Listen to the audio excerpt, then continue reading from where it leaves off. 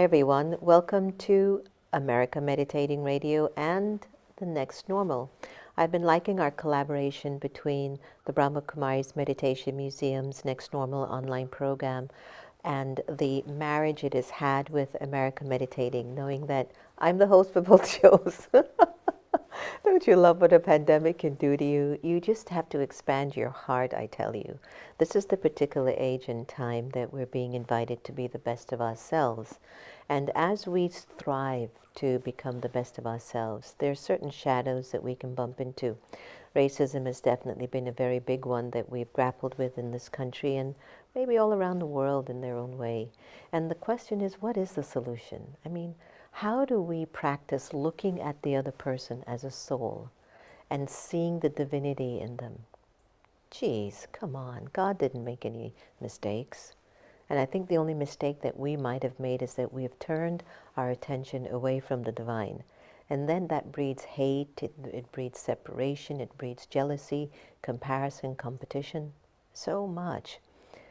My wonderful friend, Ben, from World Unity, connected me with our special guest today, Milagros Phillips. She's a keynote speaker, TEDx presenter, author, and certified coach.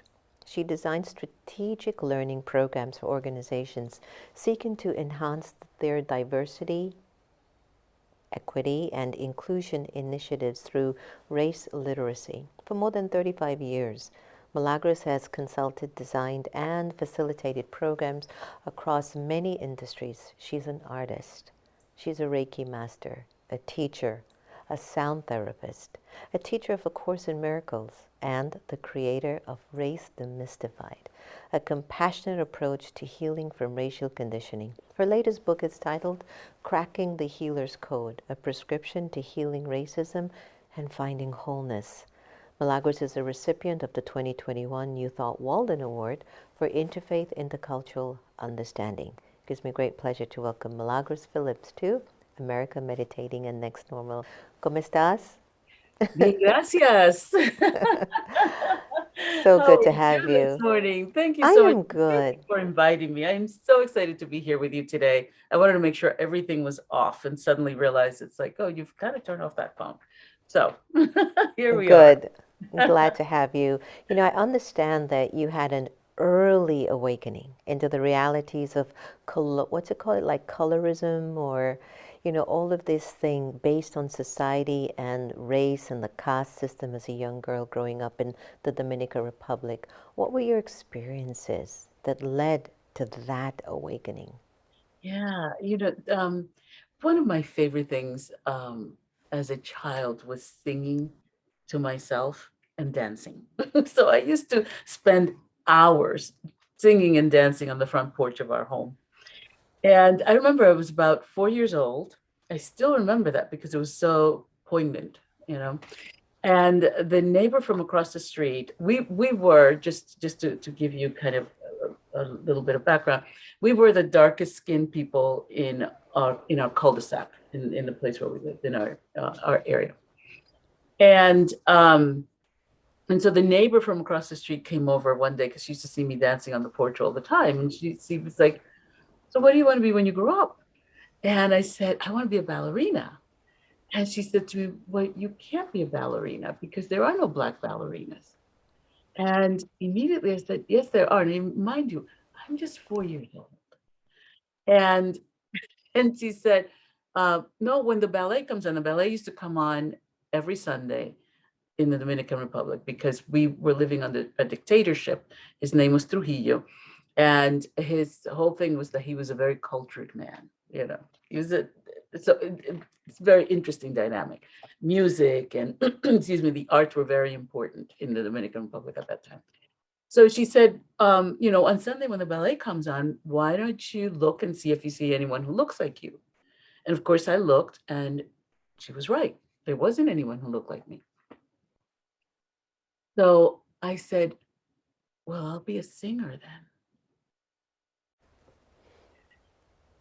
It's so interesting because I was unpacking something at age 37 that happened to me when I was 7 years old. in Catholic school. I was still in the Dominican Republic. And the nuns used to put on this big exhibition every year. And it was an all-girls school, so a lot of what was being taught, this was the 50s and early 60s. So a lot of what was being taught were things like sewing and embroidery and things like that.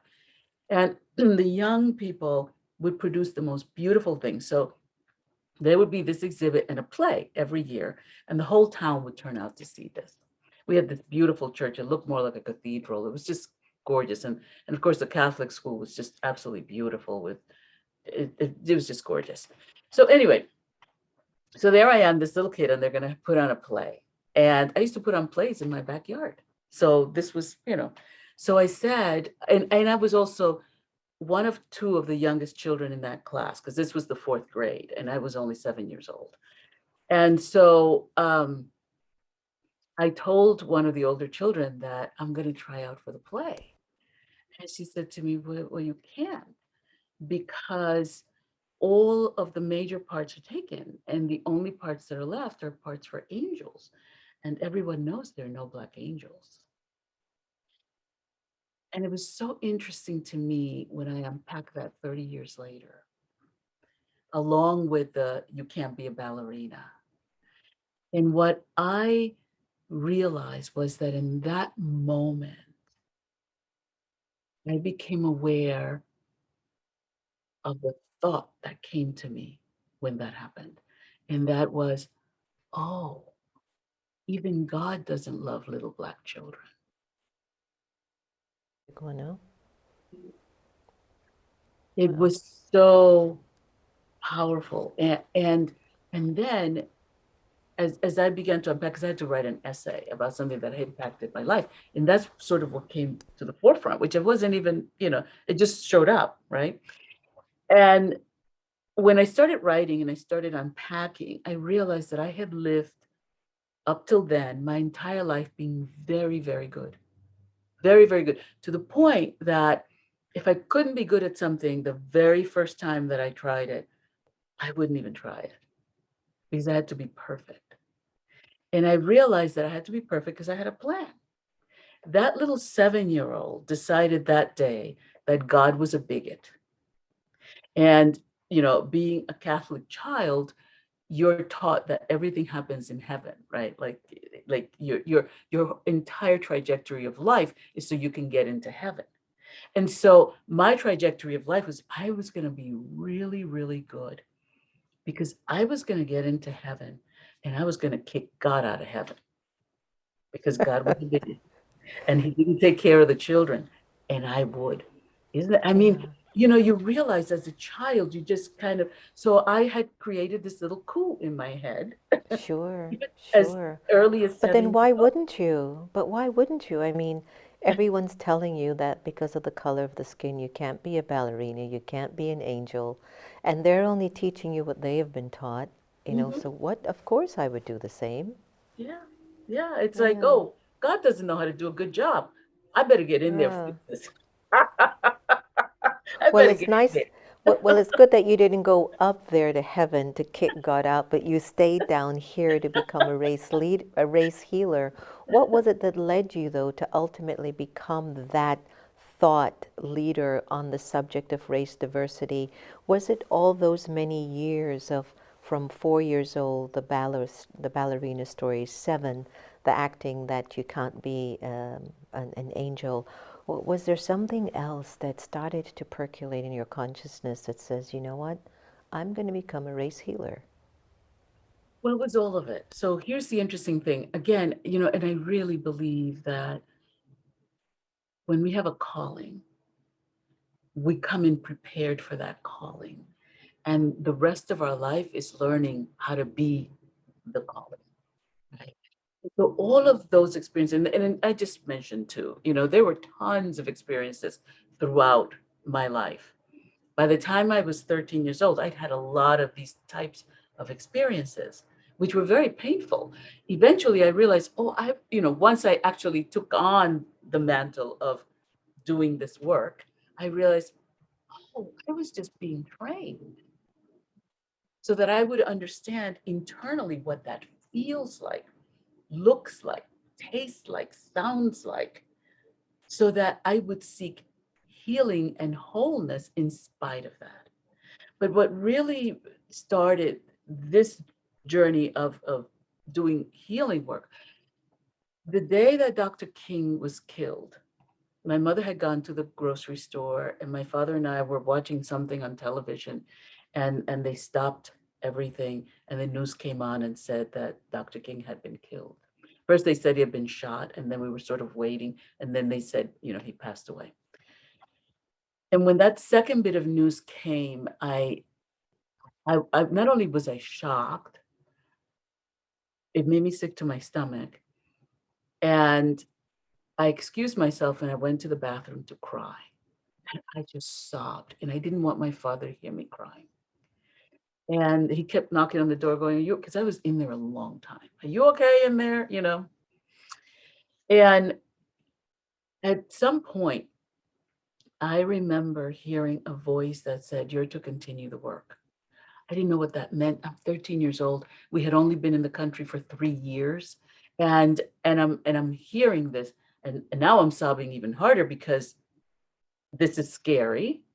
Somebody just got killed for doing this work, and what I internalized in that moment as I began to, again, as an adult and then doing my healing work, unpacking the trauma of that and what that meant to me as a child, as a Black child, as a child that had come from another country where I had already faced a lot of these things. And now here I was in a country where they killed people for being Black.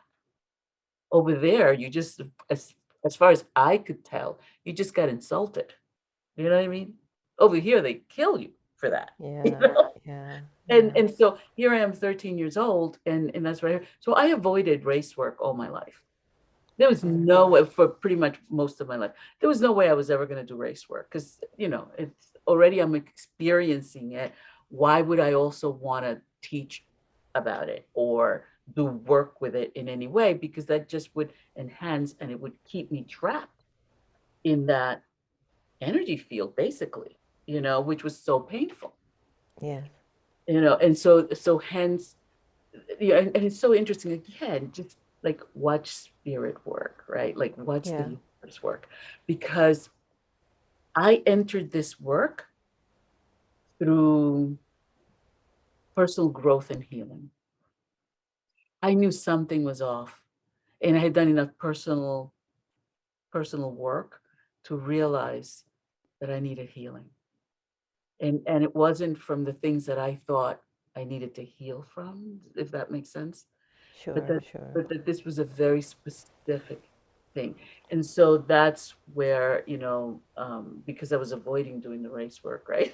So Yeah, that's where I was doing Reiki and sound therapy. I had trained to be an opera singer when I was a child, so sound therapy came natural to me, and like all of these things. And eventually I said yes to the work, but yeah. I was prepared to say yes to the work before I started doing the work, if that makes sense. Sure. It was kind of like a calling, like you said, it was predestined for you to step into that part. And that was one of the things I thought about when I saw your TED Talk, that this is not only when you become a race healer and you're trying to advocate and educate individuals and how we can embrace each other more, but it's also even our own healing of believing that we're less than.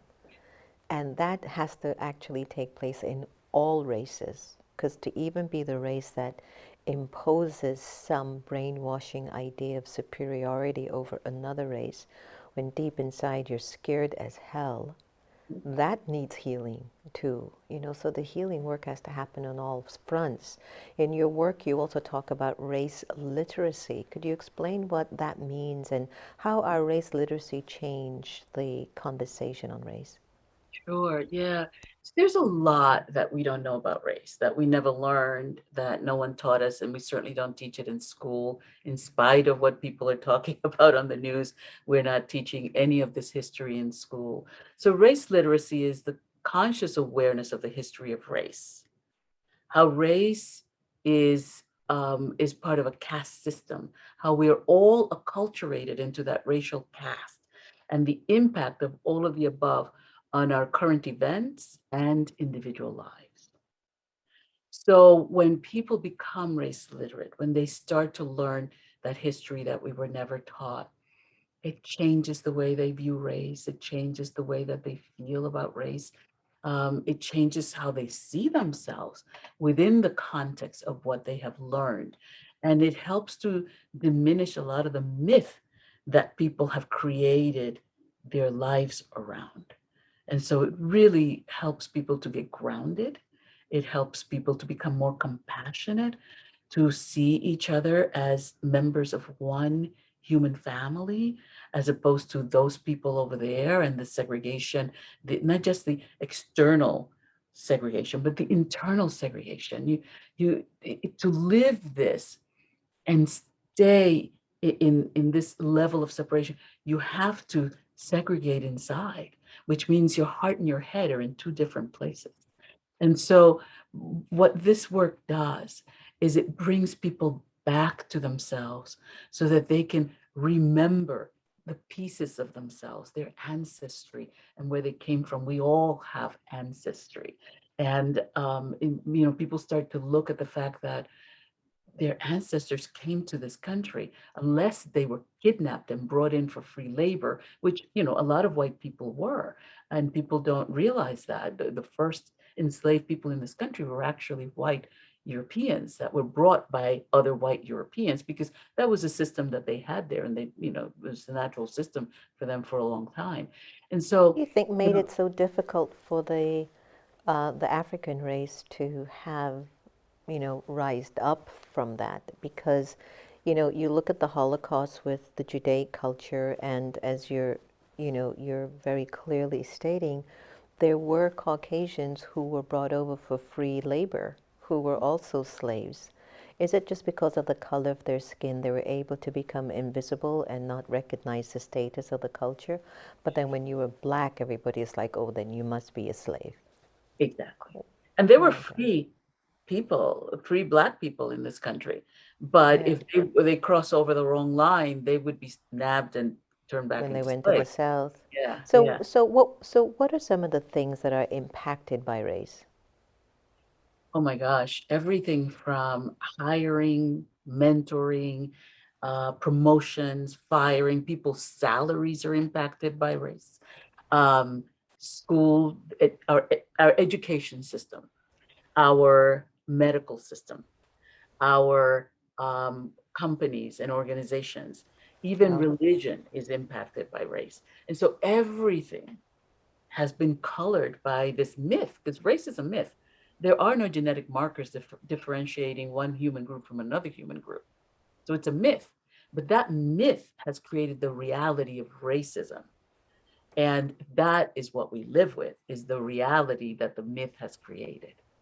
And yeah. hundreds of years of conditioning that have led to that. I always remind people that there isn't anyone alive who is responsible for starting this stuff. But because it's impacted all of us, regardless of the color of our skin, because people often think that race only impacts people of color, race impacts white people as well. You can't have a conversation about a topic that's impacting you.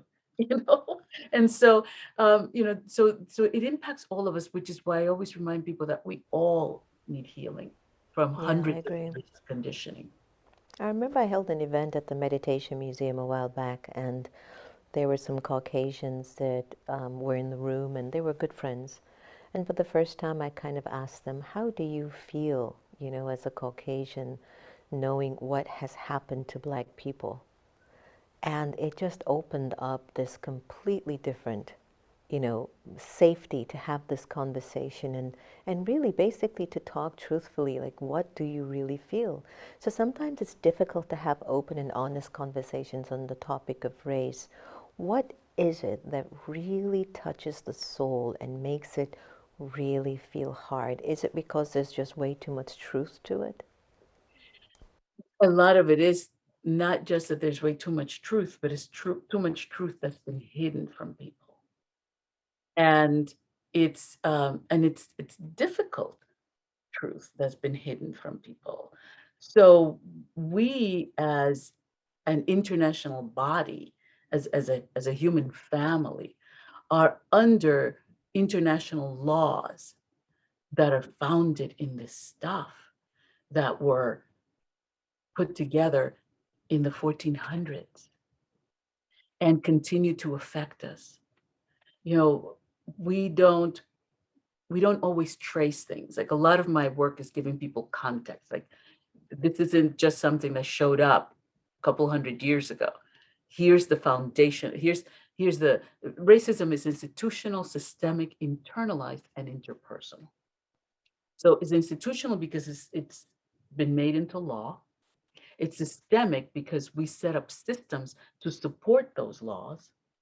It's internalized because it lives in the system, and it's interpersonal. It becomes personal, which is why people get so upset when, you mention something about race, people get triggered, right? And it's interpersonal because it shows up when we interact with one another around the particular subject. And we have all internalized the same system, but we've internalized it differently based on where we fall within the caste system. So the white people have internalized it as supremacy. And supremacy, let's just unpack that for a moment, because some people think it's about those people over there. Supremacy comes from the word superior, and originally it comes from a French word, but it really goes back to the rights of kings, the right to rule over, the right to be, belief that one human being was superior to other human beings and therefore could rule them. So that's where that comes from.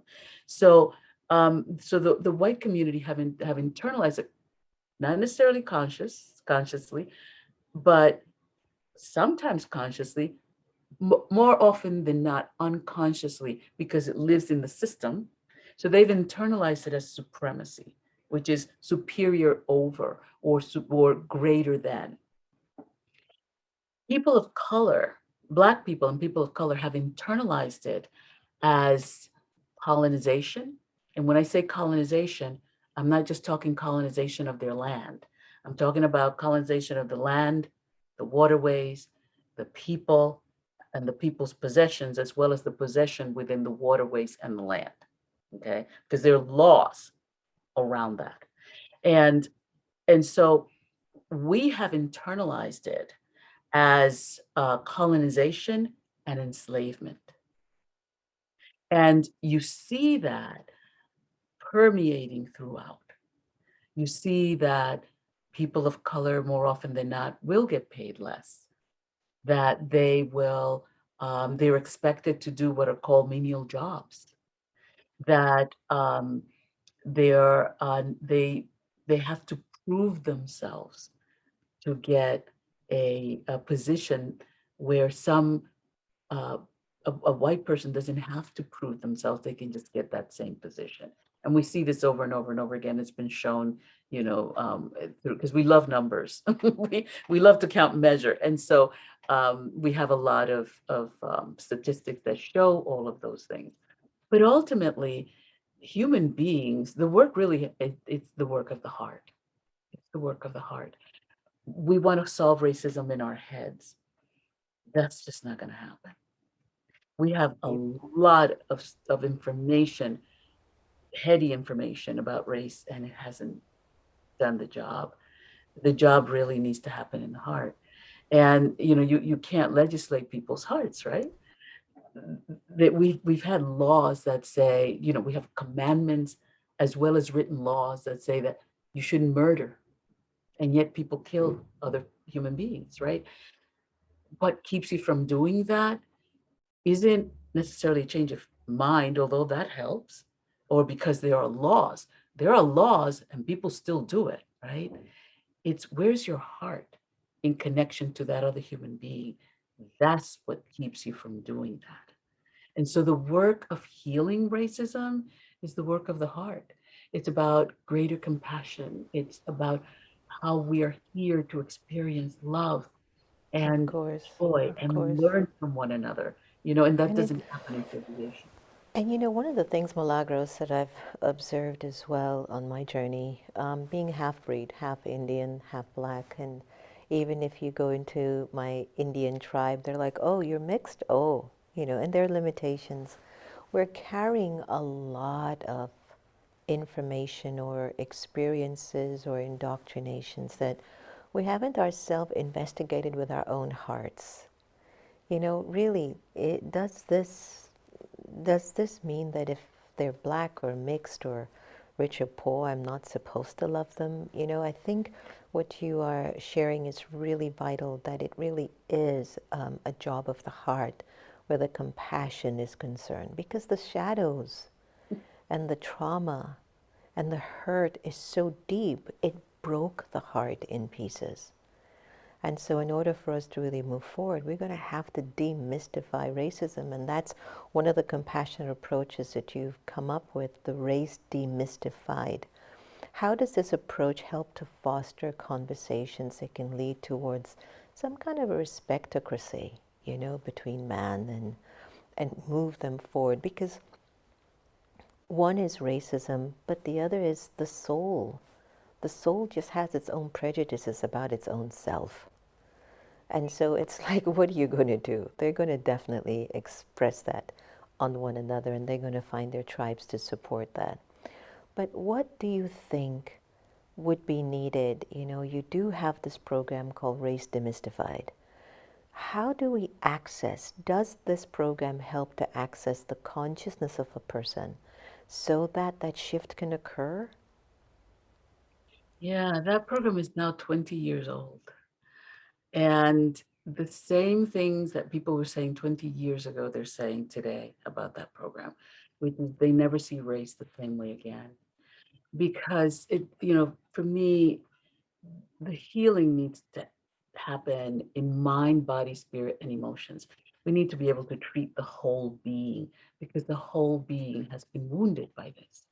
And so, so this program, what it does is it takes people through a process. The first day, what we do is we cover history, some of the lesser known history, some of the things that people may have forgotten. Like, for instance, you know, people don't often talk about what happened to the Irish when they first started to arrive in the continental USA, or the Italians and what happened to them. Like we talk about all these various groups that have come to this country, uh, mostly escaping difficult situations in their own land. And so we cover all of that so that everyone can own their piece of the puzzle, their ancestral piece of the puzzle, and how that has and may be continuing to affect them if they don't become conscious. The second day, we cover healing. And I take people through this 13-layer healing process, which I outline in the book as well, that really gives people the opportunity to look at themselves and how all of this has impacted them, regardless of the color of their skin. And then looking at how do we reclaim wholeness? Because wholeness is still there. The thing about that is sometimes in spiritual communities, we want to avoid the shadow and we just want to do the love and light thing. And my thing with that is that that's fine for a while, but ultimately we have to face our past so that we can understand what caused what is happening in the present. And by understanding the past, we can keep ourselves from repeating it. And it gives us the freedom to create a new future. And so for me, Race Demystified is the work of liberation, is the work of internal liberation, so that when you show up in the world, and if you're, let's say, you're someone who's working for peace, that you're carrying that as an energy field, so that when you enter that conversation, you are the peace. You become that which you're seeking. And a lot of this hidden history and all of this stuff has covered over the truth of who we are. Human beings are extraordinary and we're pure love. But when you separate people and you tell this group that you're better than this group, and what it does is it, it, it causes cognitive dissonance, first of all, because what it does is it takes you outside of our true nature, which is love and connection. And so, what this program seeks to do is to bring people to a place where they can become self liberating. It isn't about me liberating them. I can't do that. I have enough trouble doing it for myself, you know. But what I can do is share information that I call it information that leads to transformation, that allows people to become sovereign over their lives and to begin to see other people as sovereign over their lives. And my goal with this work is let's do as much of it as we can. Let's clear the field as much as we can so we don't leave a loaded field for yet another generation. Beautiful. Great message. You know, it's a big job, and I think what you have been contributing over 20 years and more is definitely making an impact. We've seen a lot of changes. Yes, social media and us having smartphones gives us insight to how deep the wounds have been, that certain things have been taking place for a long time without us knowing, such as brutality with police officers, for example, some police officers. Um, you know, such as just neighborhoods not being taken care of because, you know, leaders have turned their backs on those neighborhoods. And we're beginning to see people rise up, Milagros, everybody, black and white. I was in Manhattan the other day and I went to this Freedom Park, I think it's called, and there was the installation of George Floyd, former congressman that passed, John Lewis, and Breonna Taylor. And as I walked around those images and I looked up at them, I was like, wow, this is how we should all look up on each other. We should look up at each other, not down. And I love that you've been teaching us and showing us how to do that. So leave us with a website where we can find more information about you and your work. And it has been an absolute delight having you on air today. Thank you so much. Thank you. Yeah, you can find me at milagrosphillips.com. So it's my name.com. And please, you know, look at that book, The Cracking the Healer's Code, A Prescription for Healing Racism and Finding Wholeness. I think that you will find things in there that will help you to transform the way that you view race. Thank I you think so much, Sister Jenna, for having me here with you. it was great. It's We'll do been an another part two on the book because I think it will be nice for us to maybe explore some of the aspects in the book in how we can crack the code on racism. So thank you so very much. Thank you. All right, everyone. So here we've got some more juicy information for the transformation, as Milagros had shared. Okay, it's okay, we can mess up. We've all been ignorant. I mean, whether it's towards a race, towards your spouse, towards your kid, towards your in-law, that energy is recorded in the soul, where we think we are better than everyone else. And what if we are just all good? I was thinking as Milagros was talking, what it would be like to fill out a form that doesn't ask you what your race is. It'll be what an interesting response. I know the census and governments all need to disseminate funds so that communities can thrive. But what if all communities had the capacity to thrive? Such a nice world, huh? Yeah, there's going to be the shadow. The shadow is going to travel with us in some shape or form. That body consciousness is going to keep feeding itself and taking us further into the abyss of ignorance. But that's not why we're here. We're here to love each other the same. And we're here to gain such power within ourselves that we don't let anyone take away our love. We don't give permission to somebody to declare that's why I'm unhappy. We are here to stand in our own truth and our own power. So let's crack that code of how to be able to stand into our power of divinity and dignity and love and compassion and service. This is the time. This is the most pivotal watershed moment of our entire existence. Take advantage of it. Thank you so much for joining us today. You be well. And remember, no one can take away your happiness unless you give them permission. Take care. I'll see you again really, really soon. Be well.